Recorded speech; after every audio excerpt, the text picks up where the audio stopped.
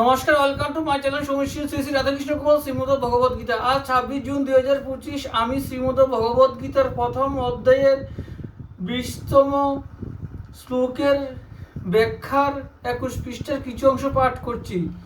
শ্রীমদ ভগবদ গীতা কি জয়, শ্রী শ্রী রাধাকৃষ্ণ গোপাল শ্রীমদ ভগবদ গীতা কি জয়। রাধেকৃষ্ণ রাধেকৃষ্ণ রাধেকৃষ্ণ।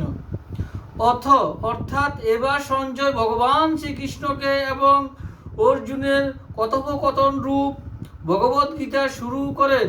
অষ্টাদশ অধ্যায়ের 74তম শ্লোকে উদ্ধৃত ইতি পদ দ্বারা এই কথা সমাপ্ত হয়েছে।